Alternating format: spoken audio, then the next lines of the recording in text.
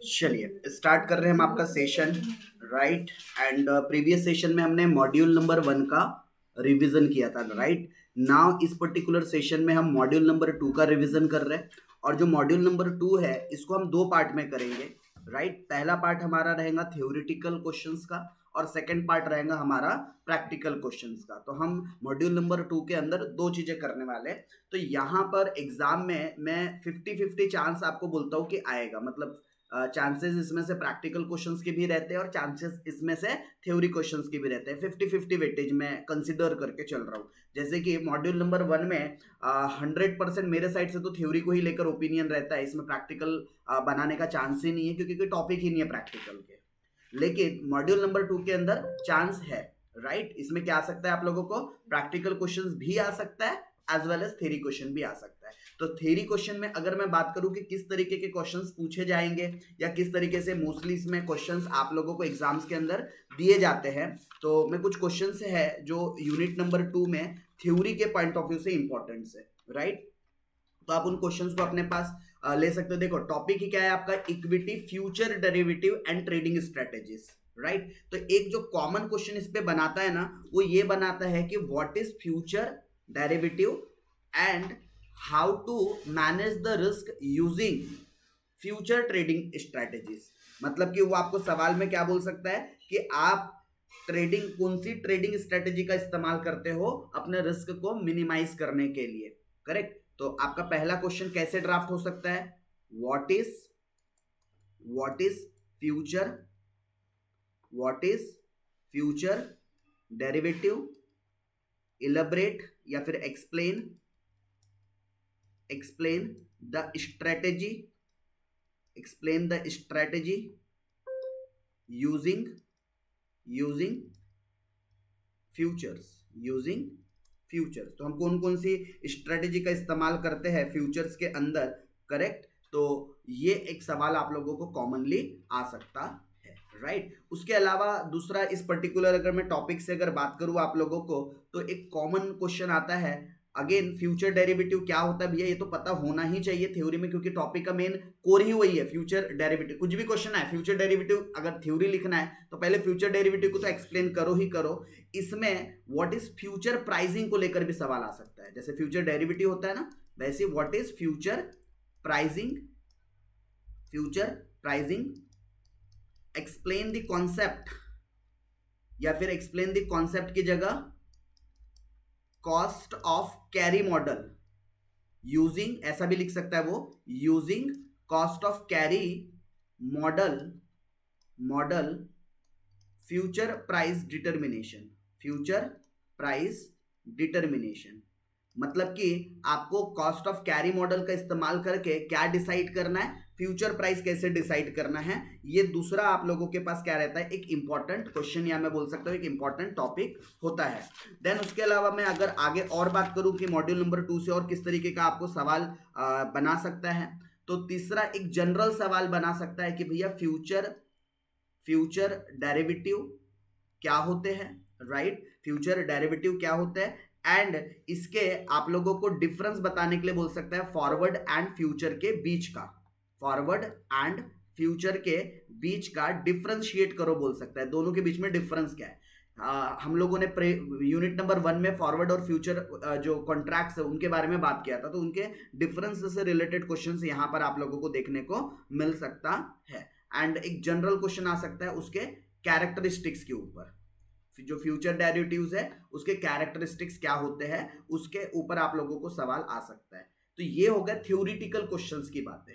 Right. तो चलते हैं कुछ प्रीवियस ईयर के क्वेश्चन पेपर्स की तरफ और किस तरीके से हमको आंसर्स को इलेबरेट करना चाहिए और क्या उन क्वेश्चंस में हमारा पूरा ऑलमोस्ट थ्योरी वाला कॉन्सेप्ट कवर्ड हो गया है या कुछ और एक्स्ट्रा करना चाहिए, वो भी डिस्कस करते हैं। तो मैं आ गया वो भी आप लोगों के साथ समर 2023 के पेपर पे।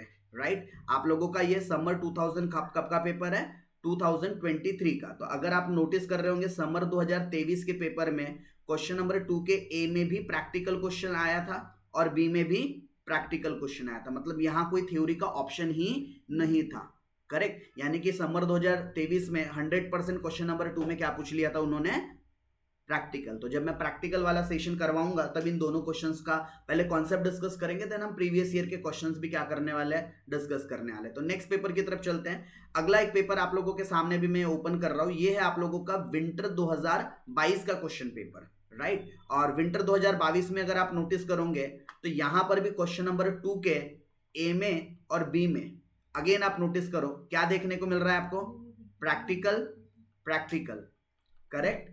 तो अगेन आपको ये दोनों पेपर के अंदर आपने अगर नोटिस किया होगा तो दोनों क्वेश्चन पेपर के अंदर आप लोगों को प्रैक्टिकल क्वेश्चंस ही देखने को मिल रहे हैं। चलते एक और पेपर है हमारे पास, वहां आप लोगों को थ्योरी पूछा था। कौन से पेपर में, विंटर 2023 के पेपर की बात करते हैं हम। वहां प्योरली क्या पूछा था उन्होंने, थ्योरी पूछा था। तो चलते उस पेपर की तरफ। चलिए उसके बाद अगर हम आगे बात करें नेक्स्ट, ये आप लोगों का विंटर 2023 का पेपर है, राइट। एंड विंटर 2023 में अगर आप देखो तो देखो, define the compare forward and future contract, मतलब दोनों के बीच का डिफरेंस बिटवीन, एंड उसके अलावा discuss the cost of carry model of future pricing along with its assumption, right. तो जनरली इस पर थ्योरी बहुत कम एक्सपेक्टेड होता है, ये समझ लो ये अनएक्सपेक्टेड थ्योरी क्वेश्चन था, राइट। क्यों, क्योंकि cost of carry model generally practical questions में आता है, न्यूमेरिकल्स आती है कि future price cost of carry model का इस्तेमाल करके कैसे डिटरमाइन कर सकते हैं, बट एक अनएक्सपेक्टेड क्वेश्चन आया था। बट फिर भी जिन लोगों को फॉरवर्ड और फ्यूचर का कॉन्सेप्ट था उनके लिए ये क्वेश्चन बहुत ही स्ट्रेट फॉरवर्ड क्वेश्चन था। तो लेट्स सी द आंसर्स। चलिए हम आ चुके हैं आपके समर 2023 के क्वेश्चन पेपर के ऊपर, राइट। सॉरी समर बोल रहा हूँ, विंटर 2023 का क्वेश्चन पेपर, और उसके हम लोग क्वेश्चन नंबर मॉड्यूल नंबर 2 का भी हम लोग रिवीजन कर रहे हैं। तो मैं सीधा लेकर आ जाता हूँ आपको क्वेश्चन नंबर 2 के ऊपर। तो क्वेश्चन नंबर 2 का अगर आप ए देखते हो तो उसमें आपको क्वेश्चन क्या आया था, क्वेश्चन नंबर 2 का ए में आपको पूछा था डिफाइन एंड, आपको क्या डिफाइन करना है, फॉरवर्ड एंड, पहले तो फ्यूचर कॉन्ट्रैक्ट को डिफाइन करना है, करेक्ट। तो फॉरवर्ड और फ्यूचर कॉन्ट्रैक्ट इसको हम लोगों ने मॉड्यूल 1 में भी डिफाइन कर रखा है, जस्ट ओवरलुक कर लेते हैं एक बार। और उनके की डिफरेंसेस क्या है, कंपेयर करना है, मतलब उनके बीच के डिफरेंस बिटवीन हमको बताने हैं। सो अगर मैं बात करूं इसमें आप लोगों के पास अब फॉरवर्ड जो कॉन्ट्रैक्ट है, राइट, फॉरवर्ड, तो ये एक पर्सनलाइज और कस्टमाइज होता है कि ओवर द काउंटर किया जाता है फॉरवर्ड कॉन्ट्रैक्ट्स को, जबकि फ्यूचर कॉन्ट्रैक्ट एक रेगुलेशंस के थ्रू, एक एक्सचेंज के थ्रू होता है, करेक्ट। तो a forward contract is a private customise agreement between the two parties, जहां पर हम लोग बाई और सेल करते हैं कोई पर्टिकुलर एसेट्स का at predetermined price for future date, right, for a specified future date. The contracts are typically over the counter and not traded on exchange. Simple definition, यही हम लोगों ने starting से पढ़ रखा है। उसका एक एग्जाम्पल है, राइट। तो एग्जाम्पल आप पढ़ सकते हो, लाइक जैसे सिंपल सी बात करूं, मैं एक फार्मर हूं, मुझे लगता है कि भाई अब मेरी फसल 2 महीने बाद आने वाली है, तो 2 महीने बाद मेरे को क्या भाव पे बेचना है उसका कॉन्ट्रैक्ट मैं आज ही कर लेता हूं। किसके साथ, सामने जो परचेसर होगा उसके साथ। परचेसर कौन होगा, कोई ना कोई हो सकता है, राइस मिल वाला, अगर मैं पैडी की कर रहा हूं, या कोई मर्चेंट हो सकता है, मैं उनके साथ face to face over the counter जाके क्या कर लूंगा, 2 महीने बाद मेरी जब फसल निकलेंगी तो भैया ये प्राइस पर मैं बेचूंगा, सामने वाला उस प्राइस पे खरीद लेगा। तो वो कॉन्ट्रैक्ट हमने 2 महीने पहले ही बना लिया, करेक्ट। तो वही बात यहां पर लिखी हुई एग्जाम्पल के थ्रू, करेक्ट। चलिए अब फ्यूचर कॉन्ट्रैक्ट्स क्या होते हैं, तो फ्यूचर कॉन्ट्रैक्ट्स एक आप लोगों का, फ्यूचर कॉन्ट्रैक्ट्स आप लोगों का एक ऐसा कॉन्ट्रैक्ट जो हम लोग थ्रू द रेगुलेशंस करते हैं। किसके थ्रू करते हैं, हम लोग रेगुलेशंस के थ्रू करते हैं, राइट। तो अब फ्यूचर कॉन्ट्रैक्ट हमेशा याद रखना ये एक स्टैंडर्डाइज्ड होता है, जबकि ये कैसा होता है, कस्टमाइज होता है। ये दोनों का कोर डिफरेंस हो गया, ये ओवर द काउंटर होता है और ये किसी पर्टिकुलर रेगुलेटेड एक्सचेंज पर होता है। दोनों जगह पर सेम काम होता है, ये बात दोनों के लिए सेम है, बाई और sell of assets at a predetermined price on a specific future date. This contract are subject to daily settlement. ये कैसे होते हैं, डेली सेटलमेंट होते हैं। जबकि जो फॉरवर्ड कॉन्ट्रैक्ट होते हैं ना सीधा एक्सपायरी, यानी जो स्पेसिफाइड फ्यूचर डेट होती है ना, सीधा फ्यूचर डेट पर ही सेटल्ड होते हैं, जबकि ये डेली बेसिस पर सेटलमेंट होता है इनका। एंड इन्वॉल्व एन इंटरमीडिएटरी, इसमें इंटरमीडिएटरी इन्वॉल्व होते हैं, इसमें इंटरमीडिएटरीज इन्वॉल्व नहीं होते, direct party over the counter जाके क्या करती है, डील और सौदा करती है, राइट। जैसे कि अगर आपको मान लो कोई फ्यूचर कॉन्ट्रैक्ट करना है क्रूड ऑयल से रिलेटेड, गोल्ड से रिलेटेड, कोई स्टॉक से रिलेटेड, तो आप सीधा नेशनल स्टॉक एक्सचेंज या बॉम्बे स्टॉक एक्सचेंज पे जाओगे एंड वहां पर आप लोग सारा डील कर लोगे। ये डील आप लोगों के, अगर आप ग्लोबल मार्केट पे कर रहे हो तो डॉलर्स में होंगे, इंडियन मार्केट में कर रहे हो तो रुपीज में होंगे, करेक्ट। चलिए तो ये तो बेसिक मतलब फॉरवर्ड और फ्यूचर कॉन्ट्रैक्ट का हो गया, अलॉन्ग विद द एग्जांपल आपको ये बात को समझानी है। अच्छा अब दोनों के जो मेन जो डिफरेंसेस है वो क्या है, तो मैंने आपको ऑलरेडी दोनों का डिफरेंस बताया कि जो फॉरवर्ड कॉन्ट्रैक्ट होते हैं वो क्या होते हैं, कस्टमाइज, जबकि ये क्या होते हैं, स्टैंडर्डाइज्ड। दूसरा कोर डिफरेंस क्या होता है कि ये जो आप लोगों का ओवर द काउंटर होता है, जबकि ये थ्रू द एक्सचेंज होता है। करेक्ट। ये दो मेन कोर डिफरेंस हम लोगों ने क्या किया है, यहां पर इंटरमीडिएटरीज होते हैं, यहां पर इंटरमीडिएटरीज नहीं होते। यहां डेली सेटलमेंट होता है और यहां सेटलमेंट जो फ्यूचर डेट है वहां होता है। तो ये तो हमने डेफिनेशन से 4-5 डिफरेंस तो ऐसे ही निकाल दिया। अगर आपको उसका मीनिंग क्लियर है, 4-5 डेफिनेशन ऐसे ही निकाल दिया। फिर भी थोड़े टेक्निकल पॉइंट के साथ हम क्या कर लेते हैं, उनको और पढ़ लेते हैं। तो देखो, ट्रेडिंग प्लेटफॉर्म की बात की जाए, फॉरवर्ड कॉन्ट्रैक्ट कहां परफॉर्म किया जाता है, ट्रेडेड ओवर द काउंटर, जबकि इसको ट्रेडेड ऑन ऑर्गेनाइज्ड एक्सचेंज, और ऑर्गेनाइज्ड एक्सचेंज में आप नाम लिखकर आओगे एनएससी और बीएससी का। करेक्ट। अच्छा, कस्टमाइजेशन, तो tailored to the need of the parties involve. तो यहां पर कस्टमाइजेशन होता है क्या, और कौन कस्टमाइज करेगा, यहां पर पार्टीज करेंगी आपस में। जबकि यहां पर कोई कस्टमाइज नहीं होता, यहां पर सब स्टैंडर्डाइज्ड होता है। कितना कॉन्ट्रैक्ट साइज रहेगा, कितनी क्वांटिटी रहेंगी, कब सेटलमेंट करना है, और ये सब डिसाइड कौन करता है भाई, ये सब डिसाइड करता है कौन, सेबी। कौन करता है, सेबी। अच्छा, रेगुलेशन, इसके लिए कोई रूल्स एंड रेगुलेशंस नहीं है। क्यों, क्योंकि ये तो म्यूचुअल एग्रीमेंट से हो रहा है ना पार्टियों के बीच में। फॉरवर्ड कॉन्ट्रैक्ट की बात कर रहा हूं। हाँ, यहां होते क्या, yes, highly regulated by exchanges, right, regulated authorities होती है इसमें, काफी सारे बीच में लीगल इंटरफेरेंसेस आते हैं इसके अंदर, फ्यूचर कॉन्ट्रैक्ट्स के अंदर। अच्छा, काउंटर पार्टी के रिस्क की बात करूं तो यहां रिस्क बहुत ज्यादा होंगे। क्यों, अरे भैया कोई इंटरमीडिएटरी नहीं है ना, बीच में कोई भी क्या नहीं है, इंटरमीडिएटरीज नहीं है।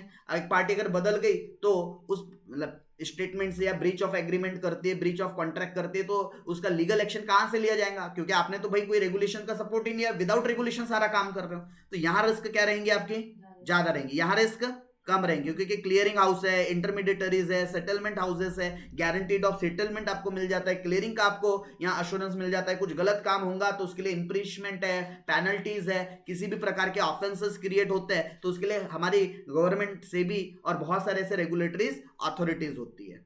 लिक्विडिटी की बात करूं तो इसमें थोड़ी सी लिक्विडिटी कम होती है। क्यों, क्योंकि सीधा ट्रेड कब होता है, स्पेसिफिक फ्यूचर डेट पर, जबकि यहाँ डेली सेटलमेंट होता है। ये बहुत एक्टिवली ट्रेडिंग होती है इस पे, तो लिक्विडिटी कहां ज्यादा होंगी, ऑब्वियस है फ्यूचर कॉन्ट्रैक्ट में। जहां जितना ज्यादा ट्रेड होगा वहां उतनी ज्यादा क्या आ जाएगी, लिक्विडिटी आएंगी। जहां कम ट्रेड होगा, क्योंकि फॉरवर्ड कॉन्ट्रैक्ट बहुत लिमिटेड लोग करते हैं, जबकि फ्यूचर कॉन्ट्रैक्ट हर कोई कर लेता है, तो लिक्विडिटी इधर ज्यादा होंगी और फॉरवर्ड कॉन्ट्रैक्ट में कम होगी। अच्छा, सेटलमेंट की भी बात मैं ऑलरेडी बता चुका हूं, ये मैच्योरिटी पर होती है और ये M2M मतलब डेली बेसिस पर होती है। डेली बेसिस पे जो मार्केट का भाव बदलता है उस बेसिस पर क्या होता है, ये सेटलमेंट होता है। MTM, mark to market. Margin की रिक्वायरमेंट, इसमें कोई मार्जिन की जरूरत नहीं भाई, ओवर द काउंटर है, सीधा पार्टी भविष्य में जो भी होगा अपने वायदे के हिसाब से भविष्य में काम करेंगे। इसमें इनिशियल और मिनिमम मेंटेनेंस मार्जिन आपको मेंटेन करना पड़ता है। ट्रांसपेरेंसी की बात करूं तो इसमें बड़ी ट्रांसपेरेंसी की कमी रहेगी। क्यों, कोई लीगल कॉन्ट्रैक्ट नहीं है, कोई ऑब्लिगेशंस नहीं है, कोई आप लोगों ने ऐसा कोई रेगुलेशंस नहीं बनाया, कोई इंटरमीडिएटरीज नहीं है, राइट। जबकि प्राइवेट कॉन्ट्रैक्ट होता है, जबकि यहां आप लोगों को ट्रांसपेरेंसी बहुत हद तक देखने को मिल जाएंगे। क्यों, बहुत सारे इंटरमीडिएटरीज इन्वॉल्व है, सारा डिटेल डिस्क्लोज करना पड़ता है, quantity, price, each and everything. So highly transparency देखने को मिल जाएंगे आपको फ्यूचर कॉन्ट्रैक्ट्स के अंदर। प्राइस डिस्कवरी की बात करूं तो यहां भाई प्राइस ऑटोमेटिक डिस्कवर्ड नहीं होता, उसका स्कोप बड़ा कम है। क्यों, आप दोनों ही आपस में डिसाइड करते हो। जबकि यहां पर जो प्राइस डिस्कवरी है वो एक्सचेंज पे क्या भाव पे ट्रेड चल रहे हैं, बाइंग और जो सेलिंग का जो सप्लाई और जो बोलते हैं ना डिमांड का जो फोर्स कितना लग रहा है, उस बात पे यहां पर प्राइस डिस्कवर किया जाएगा। तो प्राइस डिस्कवरी कहां जनरली ज्यादा होती है, फ्यूचर कॉन्ट्रैक्ट्स में। फॉरवर्ड कॉन्ट्रैक्ट्स में बहुत लिमिटेड प्राइस डिस्कवरी का ऑप्शन बचता है।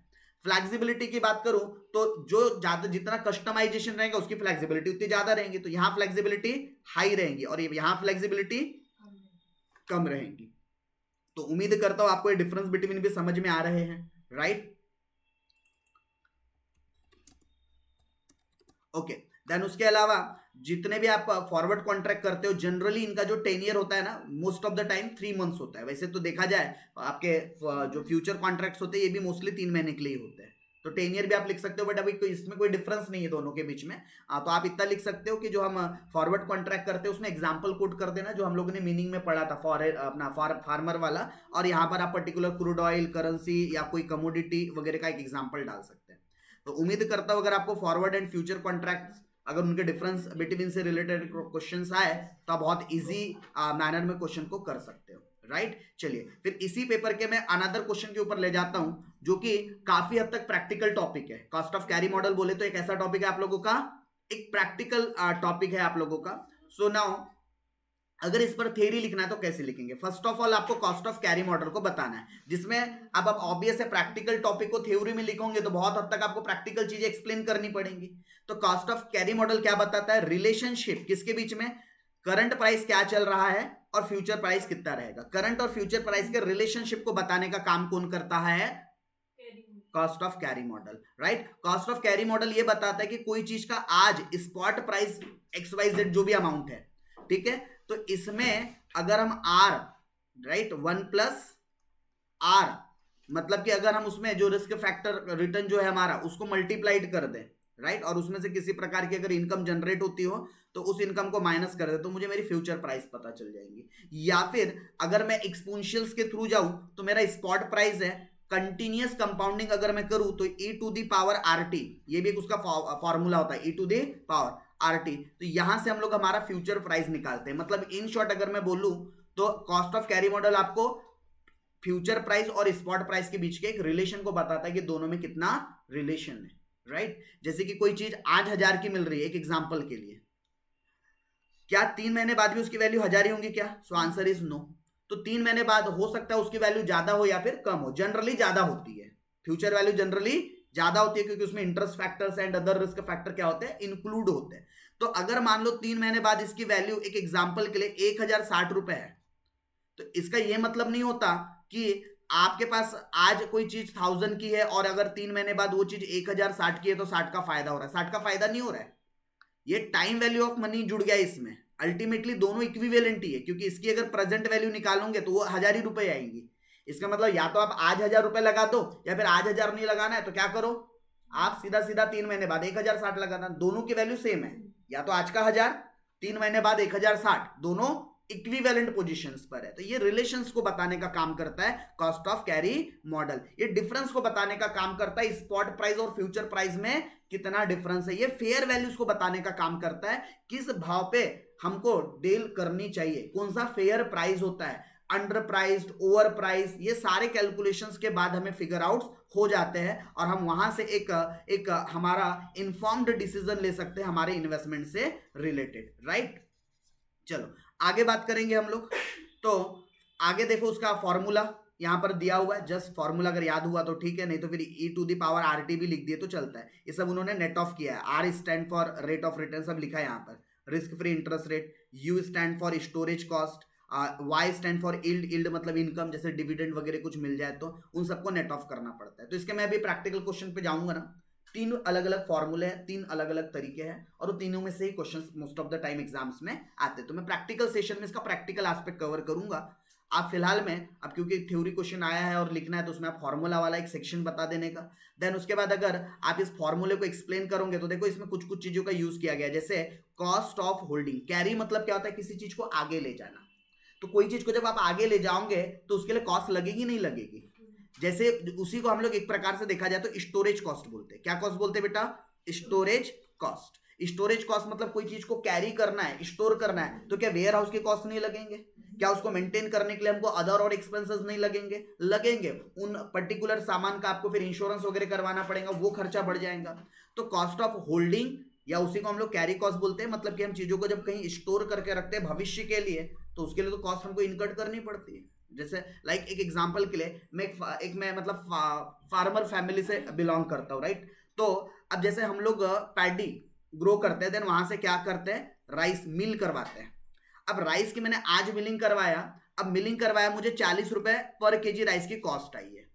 अब ये राइस सेल होने वाला है 6 महीने बाद, क्योंकि एकदम से तुरंत मिल करवाने के बाद सेल नहीं होता, थोड़ा पुराना होता है, देन उसके बाद मार्केट में उसका रेट थोड़ा ठीक मिलता है क्योंकि नया नया राइस उतने अच्छे से कुक नहीं होता है, दैट्स वाई थोड़ा ओल्ड करके। तो क्या 6 महीने मेरे पास रहा तो क्या फोकट में रहा क्या भाई? उसके लिए गोडाउन लगा, गोडाउन का रेंट लगा, राइट। उसमें से कुछ क्वांटिटी हमारा कम हो गया तो उसकी वजह से हमारी 40 रुपए की कॉस्ट 6 महीने बाद 45 पर पड़ जाएगी। क्यों? हमारा भाई जो 5 रुपए एक्स्ट्रा का cost, time value of money भी लगा, मेंटेनेंस का कॉस्ट लगा, लेबर उसकी देखरेख के लिए लगे, तो ये सारे कॉस्ट पकड़ के हमारे 6 महीने की कॉस्ट उसकी बढ़ गई, बराबर। तो उसी को हम लोग कॉस्ट ऑफ होल्डिंग या फिर कैरी कॉस्ट भी बोलते हैं। उसके अलावा इनकम फ्रॉम दी एसेट्स। अब देखो कुछ कुछ हमारे पास गुड्स ऐसी होती है जो इनकम जनरेट करके दे देती है एक्स्ट्रा। सर कैसे? अब फिलहाल में ये तो चलो राइस से मुझे कोई एडिशनल इनकम जनरेट नहीं होंगी, लेकिन सपोज करो मैंने इसकी जगह कोई स्टॉक खरीद के रखा होता, तो स्टॉक को अगर खरीद के रखा होता तो स्टॉक मुझे एक रेगुलर डिविडेंड के तौर पे रिटर्न दे देता क्या? तो मेरे एक प्रकार से इनकम का काम कर रही है ना। या चलो मैं एक एग्जांपल के लिए, अगर मैंने हस्बेंड्री, मतलब कि अगर मैंने कोई एनिमल पाल के रखा है, इसकी भी पता है ना आपको, डीलिंग होती है, राइट। तो एनिमल्स, राइट, फॉर एग्जांपल मेरे पास एक गोट फार्म है, ठीक है। तो गोट फार्म है और मैंने आज अपने फार्म पे 100 ओवरऑल क्या रखे, गोट्स रखे। अब 6 महीने बाद मेरा बेचने का टारगेट है, लेकिन 6 महीने बाद पता है ये 100 के एटलीस्ट 120 हो जाएंगे। सर कैसे? अरे रिप्रोड्यूसिंग प्रोसेस होंगी, 20 क्या हो जाएंगे, एक्स्ट्रा आ जाएंगे। तो ये मेरे लिए एक प्रकार से इल्ड का काम करेगा, क्योंकि वो 20 का तो पैसा मुझे एक्स्ट्रा मिल जाएगा ना। तो ये क्या हो जाएगा हमारे लिए, एक प्रकार से इल्ड, इनकम का काम करेगा। तो जब भी हम किसी एसेट्स को क्या करते हैं, होल्ड करके रखते हैं, तो हो सकता है उस एसेट से भविष्य में आपको कुछ एडिशनल इनकम भी जनरेट हो, इसकी भी एक प्रोबेबिलिटी होती है। और इंटरेस्ट रेट इंपैक्ट, हाँ, तो आपका ऑब्वियस है रिस्क फ्री रेट कितना है उसके हिसाब से डिसाइड किया जाएगा कि फ्यूचर प्राइस कितना बनेगा। तो ये उसके कुछ की एस्पेक्ट है आपके। जब भी हम कॉस्ट ऑफ कैरी मॉडल की बात करेंगे बेटा, तो उसमें ये 3 चीजों को बहुत इंपॉर्टेंट और प्रायोरिटीज दी जाती है। अच्छा, अब इसके हम कुछ अजम्पशंस की बात करें कॉस्ट ऑफ कैरी मॉडल के अंदर, तो इसमें आर्बिट्रेज की अपॉर्चुनिटीज नहीं बनती है। क्यों नहीं बनती है? देखो आर्बिट्रेज बोलता है एक मार्केट से खरीदो, दूसरे मार्केट में बेच दो। The same assets buying from the one market and sell to the another market, this concept called as arbitrage. But यहां तो हम लोग वेट कर रहे हैं ना, या एक मार्केट से खरीद के दूसरे मार्केट में थोड़ी बेच रहे हैं। We are just waiting for futures, right. हम भविष्य का प्राइस डिटरमाइन कर रहे हैं। तो यहां पर इस मॉडल के अंदर वी आर नॉट अज्यूमिंग और we have not an opportunity for arbitrage, right. हमारे पास आर्बिट्रेज की कोई अपॉर्चुनिटीज नहीं होती है। अच्छा, एफिशिएंट मार्केट, तो एफिशिएंट मार्केट मतलब होता है we assume that all the participant have a sound knowledge, all they are rational, have equal information access, सभी के पास एक बराबर जानकारी रहेंगी, सभी को साउंड नॉलेज रहेगा। ये हमारा अजम्पशन है, जितनी जानकारी होंगी सभी के लिए क्या होंगी, एक कॉमनली अवेलेबल होगी। तो ये हमारा सेकेंड अजम्पशन होगा कि मार्केट एफिशिएंट है, सबको सब बात का नॉलेज है, राइट। अच्छा, कंटिन्यूअस कंपाउंडिंग जो हम लोग e to the power RT करते हैं ना, ये एक्चुअली एक्सपोनेंशियल कंपाउंडिंग कहा जाता है इसको। तो जब भी हम कंटिन्यूअसली, क्योंकि कभी भी कोई भी रेट ना हर सेकंड बढ़ते रहता है, मतलब कोई भी चीज की वैल्यू ना हर सेकंड इंक्रीज होते रहती है, और जो हर सेकंड वैल्यू इंक्रीज हो रही है उसी को हम लोग कंटिन्यूअस कंपाउंड बोलते हैं। देखो कंपाउंडिंग होता है एक समय के हिसाब से चीज का बढ़ना, और कंटिन्यूअस कंपाउंडिंग मतलब for each and every second आपकी वैल्यूज क्या हो रही है, चेंज हो रही है, तो उसको कंटिन्यूअस कंपाउंडिंग कहा जाता है। नो ट्रांजेक्शन कॉस्ट, हम अज्यूम करके रखते हैं कि इसमें कोई एक्स्ट्रा का ट्रांजेक्शन कॉस्ट लाइक टैक्स वगैरह नहीं लगेगा। नो ट्रांजेक्शन कॉस्ट को आप बोल सकते हो नो टैक्सेस, या फिर ignore the taxes and all. उसके अलावा कांस्टेंट रिस्क फ्री रेट, मतलब जो रिस्क फ्री रेट रहेगा आप लोगों का वो कांस्टेंट रहेगा, मतलब आरएफ बदलेगा नहीं। वैसे भी आरएफ कहां बदलता है, रिस्क फ्री रेट तो कांस्टेंट ही रहता है, ये हमारा अजम्पशन है। एसेट्स के अंदर लिक्विडिटी रहेंगी, मतलब आप जब चाहो मार्केट में इसको बेच सकते हो, जब चाहो मार्केट से खरीद सकते हो। ऐसे हमारे पास एसेट्स के अंदर क्या रहेंगी, लिक्विडिटी अवेलेबल रहेंगी। ये इसके क्या हो गए, कुछ अजम्पशंस हो गए, राइट। और ये कुछ इसका इलस्ट्रेशन है, मैं फिलहाल यहां सॉल्व नहीं करवाऊंगा क्योंकि मैं इसका प्रैक्टिकल सेशन अलग से लूंगा, तो उसमें ऑलरेडी ये सारे एग्जांपल्स कवर्ड हो जाएंगे, राइट। तो इस तरीके से आप लोगों ने जब कॉस्ट ऑफ कैरी मॉडल का अगर क्वेश्चन आता है तो थ्योरी और प्रैक्टिकल के कॉम्बिनेशंस के साथ क्या करना है, आपने आंसर अपना दे देना है। और कुछ इसकी लिमिटेशंस भी है, जैसे कि अज्यूम परफेक्ट मार्केट कंडीशन। हम मान के चलते कि भैया मार्केट एकदम परफेक्ट होगा, बट क्या सच में मार्केट परफेक्ट होता है? क्या मार्केट में सच में हर किसी को नॉलेज है? नहीं भैया, जो बड़े जो ट्रेडर्स बैठे ना, हमसे पहले पूरी इंफॉर्मेशन उनको मिल जाती है। हम रिटेलर्स तक बहुत लेट इंफॉर्मेशन आती है, जब पूरा मार्केट अपना खेल कर चुका होता है ना, तब रिटेलर को जानकारी पता चलती है। तो रेयरली होता है कि मार्केट के अंदर हम जो अजम्पशन लेते हैं ना, परफेक्ट कॉम्पिटिशन, एफिशिएंट मार्केट, बहुत रेयर देखा जाता है। Fails to account for sudden market change to extreme volatility, market के अंदर बहुत सडन चेंजेस आते हैं। जैसे जो लोग रेगुलरली मार्केट ऑब्जर्व करते होंगे, मैं ज्यादा पुरानी बात नहीं करता, कल या परसों का ही मार्केट है, नेगेटिव पहले मार्केट 350 पॉइंट ऊपर रहा, फिर वहां से मार्केट गिर के -150 पर आ गया। मतलब देख रहे हो, 300 से सीधा नेगेटिव 150 पर, मतलब 500 पॉइंट की jump with in a 10 minutes, जिससे प्रीमियम्स पर बहुत भयंकर फर्क पड़ा था। देन वापस मार्केट यहां से फिर रिकवर करके 250 प्लस पॉइंट पर अपने आप को क्लोज किया उसने। तो ऐसी वोलेटिलिटी मार्केट के अंदर आपको आए दिनों देखने को मिलती है, राइट। तो हम ये नहीं बोल सकते कि भाई मार्केट के अंदर वोलेटिलिटी नहीं होती है, मार्केट के अंदर बहुत भयंकर लेवल की क्या होती है, वोलेटिलिटीज होती है। और neglect the behaviour factors influence the future pricing. तो हम कई बार फ्यूचर प्राइसिंग में जो आने वाली चीजें, बहुत सारी चीजें उसको इग्नोर कर देते हैं, नेग्लेक्ट कर देते हैं। सो ये था आप लोगों का कॉस्ट ऑफ कैरी मॉडल से रिलेटेड चीजें, करेक्ट। एक बार मैं कुछ आप लोगों के जो रेगुलर नोट्स है ना, वहां से भी एक थ्योरी क्वेश्चन के कुछ इंपॉर्टेंट एस्पेक्ट को गो थ्रू करवा रहा हूं। ये तो प्रीवियस ईयर के हमने 3 पेपर देखे, 2 पेपर में तो प्योरली क्या आया हुआ था, न्यूमेरिकल, और एक पेपर में क्या था आप लोगों का, थ्योरी।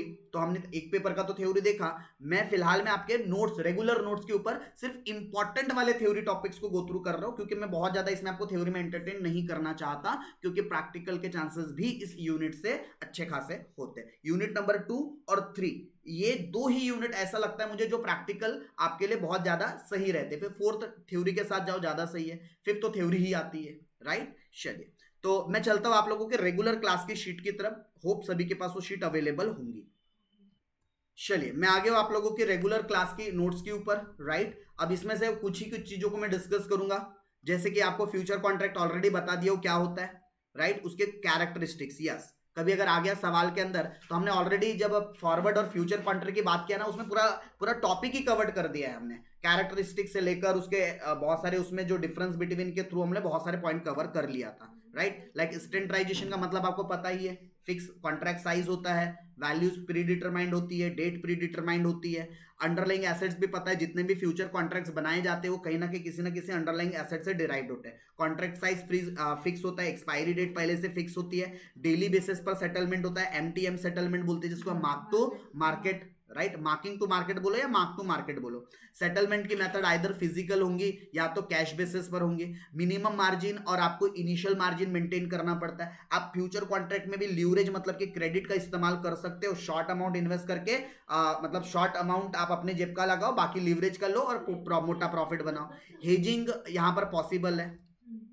चलिए, हेजिंग, यस, हेजिंग करना पॉसिबल है, यस। हम फ्यूचर कॉन्ट्रैक्ट के थ्रू क्या कर सकते हैं, हम हमारे जो अंडरलाइंग एसेट्स या फिर जो प्राइस का फ्लक्चुएशंस है उसका क्या कर सकते हैं, हेज कर सकते हैं। स्पेकुलेशन भी पॉसिबल है, लॉन्ग करना, शॉर्ट करना, डिफरेंस आया बेच देना।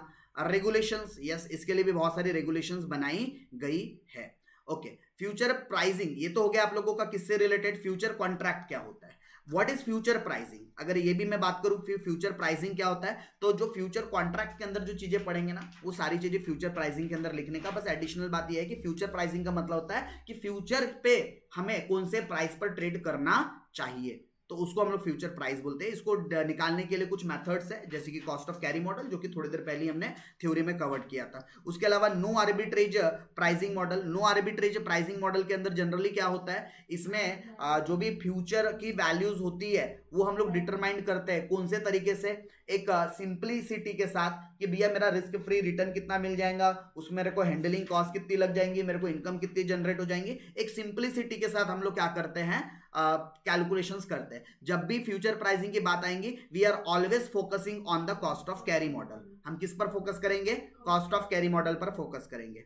अच्छा, कौन कौन से ऐसे फैक्टर्स है जो हमारे फ्यूचर प्राइस को मतलब लाइक इंपैक्ट कर सकते हैं, इन्फ्लुएंस कर सकते हैं, तो अंडरलाइंग एसेट्स की वैल्यू, इंटरेस्ट का भाव, dividend income, time to expiry, मतलब कि अगेन टाइम पीरियड, क्योंकि फॉर्मूले में मेन 4 ही चीजें तो यूज होती है, spot price, risk free return, dividend जिसको हम वाई इल्ड से या फिर आई इनकम से भी डिनोट कर सकते हैं, टाइम मतलब एन या उसको टी से डिनोट कर सकते हैं। फॉर्मूले में सब यूज होता है ना आपका, तो ये सारे फॉर्मूले की चीजें हैं। अच्छा, फिर कॉन्टेंगो एंड बैकवर्डेशन भी एक कॉन्सेप्ट आता है फ्यूचर प्राइसेस के अंदर, जहां पर कॉन्टेंगो के अंदर क्या होता है, where occurs when the future price is higher than the spot price. आपका जो फ्यूचर प्राइस रहेगा, राइट, और जो स्पॉट प्राइस रहेगा, तो future price is higher than spot price. It reflects या exception of the higher future price and it's common market where, आपको बस ये बात लाइन याद रखनी है, राइट। और बैकवर्डेशन के अंदर जस्ट उल्टा हो जाएगा, where future price is lower than the spot price, correct. तो उसको हम बोलते हैं बैकवर्डेशन करना। ओके, मार्केट की एक्सपेक्टेशंस, आर्बिट्रेज के अपॉर्चुनिटीज जनरली हमको इसमें नहीं मिलती है, करेक्ट। ओके, तो ये किसके बारे में था? फ्यूचर प्राइसिंग के बारे में था।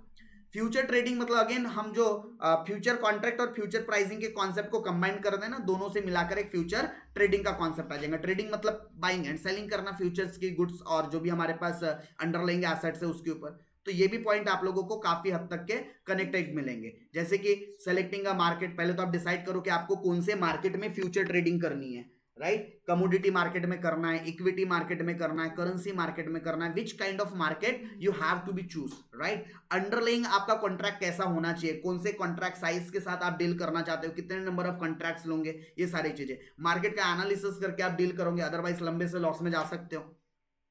Risk management, right. आपको हर एक कॉन्ट्रैक्ट बनाने के पहले उसके अंदर रिस्क को असेस करना है कि अगर मैं ये कॉन्ट्रैक्ट करता हूं तो पोटेंशियल लॉस कितना हो सकता है, पोटेंशियल प्रॉफिट कितना हो सकता है, ये सारी चीजें। लिवरेज मिल रहा है तो आप लिवरेज कितना लोगे, क्योंकि लिवरेज उधार लेना भी तो एक हमको कैलकुलेशन करके करना पड़ेगा ना, कि अगर इफ एडवर्स सिचुएशन आ जाए तो हम उतना मार्जिन मेंटेन कर पाएंगे, नहीं कर पाएंगे, पैसा दे पाएंगे, नहीं दे पाएंगे, वो सारी चीजें।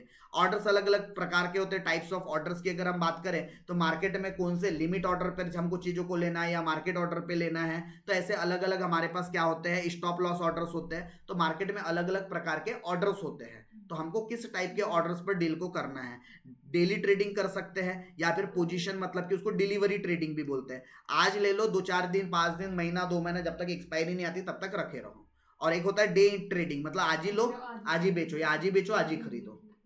हेजिंग, स्पेकुलेशन, ये बात रिपीटेटिव है। सेटलमेंट हम बात कर चुके हैं, रेगुलेशन हम बात कर चुके हैं। एंड इसके अंदर एक लास्ट कॉन्सेप्ट आता है ट्रेडिंग स्ट्रेटेजीज का, कि हम फ्यूचर्स का इस्तेमाल करके कैसे ट्रेडिंग स्ट्रेटेजी, ये एक इंपॉर्टेंट टॉपिक जो मैंने आपको लिखवाया था उसमें से। तो देखो, सबसे पहले ट्रेडिंग स्ट्रेटेजी की बात करूं, हमेशा ऑलवेज जब भी आप मार्केट में, ट्रेंड को फॉलो करो। मार्केट का ट्रेंड कैसा है, मार्केट का ट्रेंड बियरिश है, you should have to be bearish, आपको बेरिश माइंडसेट से सोचना चाहिए। जब मार्केट का ट्रेंड बुलिश हो तो आपको कैसे सोचना चाहिए, बुलिश पॉइंट ऑफ व्यू से। सब ये ट्रेंड कैसे आइडेंटिफाई करते हैं, उसके लिए चार्ट एनालिसिस करना पड़ता है, उसके लिए सपोर्ट, रेजिस्टेंस और फिर लेवल्स निकालने पड़ते हैं अलग अलग। तो थोड़ा सा वो टेक्निकल टॉपिक हो जाता है आपका ट्रेंड एनालिसिस करना। बट जिस दिन आपको पता चल जाए ट्रेंड कैसे चलता है, डेफिनेटली आप पैसा बनाओगे। जैसे हमें पता था अभी मार्केट 24,442 का अगर लेवल क्रॉस कर दिया तो यहां से बुलिश मोमेंटम आना शुरू हो जाएगा। मैं निफ्टी की बात कर रहा हूं, राइट। एंड एग्जैक्टली मार्केट ने इस लेवल पे थोड़ा सा सस्टेन किया था। कभी मौका मिले तो चार्ट देखना, जिनको चार्ट समझ में आता है। और 24,442 450 का लेवल जैसे क्रॉस हुआ, इसका पहला हर्डल था 24,500। जैसे 24,500 का लेवल क्रॉस हुआ, बूम, 24,000 सीधा ये 800 तक के गया था। 300 पॉइंट की सीधी अपजंप देखने को मिली थी, राइट। हालांकि फिलहाल 24,700 समथिंग पर अभी सस्टेन कर रहा है मार्केट, बट स्टिल मार्केट का ट्रेंड अब किधर कन्वर्ट हो गया है, बुलिश, राइट। अब ये बियरिश कब बनेगा, वापस जब इस लेवल के नीचे मार्केट आएगा, फिर इसके अंदर बियरिश ट्रेंड आ जाएगा, क्योंकि इसका स्ट्रॉन्ग सपोर्ट और रेजिस्टेंस जोन से मार्केट का, करेक्ट। और ये जोन कैसे डिटरमाइन किया जाता है, रेजिस्टेंस, सपोर्ट एंड ऑल, ये सारी चीजें तो ये डिटरमाइन की जाती है चार्ट एनालिसिस के थ्रू। उसके लिए टेक्निकल एनालिसिस करना पड़ता है, राइट। और यहां पर मैं भी आपको बहुत डिटेल में टेक्निकल एनालिसिस नहीं करवा रहा हूं। जो भी बच्चों को ऐसा लगता है कि मार्केट को अच्छे से सीखना है, टेक्निकल एनालिसिस, फंडामेंटल एनालिसिस, तो हम लोग इसके लिए क्या करते हैं, एक सेपरेटली अपना स्टॉक मार्केट से रिलेटेड लर्निंग, हमारी ट्रेनिंग सेशंस भी चलते रहती है। ओके, नाउ तो सबसे पहले ट्रेंड हम लोगों को फॉलो करना चाहिए। अगर अप ट्रेंड है तो हमने चीजों को बाई करना चाहिए, डाउन ट्रेंड है तो हमने चीजों को शॉर्ट करना चाहिए, बेच देना चाहिए। ओके, उसके अलावा हम लोग अलग अलग इंडिकेटर्स का इस्तेमाल करते हैं, लाइक RSI हो गया, बॉलिंजर बैंड हो गया आपका, ठीक है, डेमा वगैरह हो गए आप लोगों के पास, एलिगेटर्स हो गए, एविएटर्स हो गए, ऐसे बहुत सारे हमारे पास क्या होते हैं, इंडिकेटर्स होते हैं। There are more than 100+ indicators in the market, right. 100 से भी ज्यादा प्लस क्या है हमारे पास मार्केट के अंदर इंडिकेटर्स होते हैं, ताकि हम किसको पता कर सके, हमारे ट्रेंड को पता कर सके। अच्छा, फिर हमारे पास दूसरी स्ट्रेटेजी होती है मीन। मीन मतलब होता है किसी चीज का एवरेज निकालना। हम क्या करेंगे, उसके हिस्टोरिकल प्राइस पर जाएंगे और ओवर द पीरियड का उसका एक एवरेज प्राइस कैलकुलेट करेंगे और देखेंगे वो एवरेज के ऊपर चल रहा है या नीचे चल रहा है। इसके लिए जनरली हम लोग मूविंग एवरेजेस का इस्तेमाल करते हैं, राइट। किसका इस्तेमाल करते हैं हम लोग? Moving average. और मूविंग एवरेज के अंदर भी बहुत अलग अलग प्रकार के मूविंग एवरेजेस होते हैं, राइट। लाइक आप लोगों का मूविंग एवरेज के अंदर एक्सपोनेंशियल मूविंग एवरेज हो जाता है आप लोगों का। यहाँ कुछ एग्जांपल दिए, like moving average, Bollinger band, ये सब हमारे RSI, ये सब हमारे क्या है, एवरेज प्राइस निकालने के टूल्स है जो मार्केट के अंदर अवेलेबल होते हैं। ब्रेकआउट ट्रेडिंग्स, राइट, जैसे कि मैंने आप लोगों को प्रीवियस क्लास में भी याद होगा CDSL का एक एग्जांपल दिया था, राइट। तो CDSL ने ब्रेकआउट दिया है। ब्रेकआउट मतलब उसका 1660-50 पे जब शेयर था तो 1700 समथिंग उसका जो प्राइस था ना, वो एक ब्रेकआउट जोन था उसका। जैसे उसने इस ब्रेकआउट को क्रॉस किया, एकदम सुपर हीरो बन गया वहां से। अभी 1880 के आसपास ट्रेड कर रहा है, ज्यादा नहीं। 2 दिन में ये शेयर ने 12% का रिटर्न दे दिया। भाई अच्छी अच्छी कंपनी साल भर में इतना रिटर्न नहीं देती, इस कंपनी ने 2 दिन के अंदर 12% का रिटर्न निकाल कर दे दिया, 2 से 3 दिन के अंदर। किसने? CDSL ने। तो ब्रेकआउट, ऐसे बहुत सारे स्टॉक्स होते हैं जो ब्रेकआउट पे खड़े। ब्रेकआउट मतलब वो अब वहां से प्राइस का एक अच्छा खासा मोमेंटम ऊपर के साइड देने वाले हैं, ठीक है। यानी कि ब्रेकआउट तब होता है जब वो किसी रेजिस्टेंस को तोड़कर कोई चीज ऊपर आती है। रेजिस्टेंस मतलब जो किसी चीज को क्या कर रही है, रोक रही हो। तो जब वो चीज को तोड़ दे तो फिर चीजें और ऊपर तक जा सकती है, करेक्ट। जैसे आपके घर में आपके सर के ऊपर क्या होती है, आपकी छत होती है। तो छत आपको रेस्ट्रिक्ट करती है, आपको छत के, अगर आप जब रूम के अंदर बैठे हो तो आप ज्यादा ज्यादा ऊपर कितना उड़ सकते हो? छत तक ही उड़ सकते हो ना, उसके ऊपर उड़ सकते हो क्या? नहीं, है ना। बोलना मत, हम तो पापा की परी है, हम कहीं भी उड़ सकते हैं, ठीक है। चल हाँ, लेकिन अगर आपने ये छत को तोड़कर अगर ऊपर गया तो फिर बोलते ना फ्लाई इन द स्काई, मतलब आप फिर हवे में उड़ना चालू कर दोगे छत के ऊपर। हाँ, अगर छत के ऊपर दूसरी छत बनी होंगी तो फिर दूसरी छत भी तोड़ना पड़ेगा। तो वो छत क्या है आपके लिए? रेजिस्टेंस का काम करते हैं। और रेजिस्टेंस अगर आपने तोड़ दिया तो फिर तो अप ही जाना है आप लोगों ने, ठीक है। चलो, ब्रेकआउट ट्रेडिंग स्ट्रेटेजीज बोलते हैं जिसको। अच्छा, स्प्रेड ट्रेडिंग होती है जहां पर हम प्राइस के डिफरेंसेस से क्या करते हैं, पैसा बनाते हैं। जिसको जनरली हम लोग, जब ये प्राइस का डिफरेंसेस क्रिएट होता है, वो अगर अलग अलग मार्केट में हो तो उसी को हम लोग क्या भी बोलते हैं, आर्बिट्रेज करना। लेकिन हम स्प्रेड ट्रेडिंग अलग अलग मार्केट में नहीं करते, उसी मार्केट के अंदर करते हैं। आर्बिट्रेज, यस, अगेन अगर कोई दो डिफरेंस मार्केट के अंदर अगर हम डील कर रहे हैं तो आर्बिट्रेज बोलेंगे। हेजिंग, हेजिंग का भी मतलब होता है एक एग्जिस्टिंग कॉन्ट्रैक्ट को प्रोटेक्ट करने के लिए मैंने दूसरा कॉन्ट्रैक्ट कर लिया, उसको हेजिंग कहते हैं।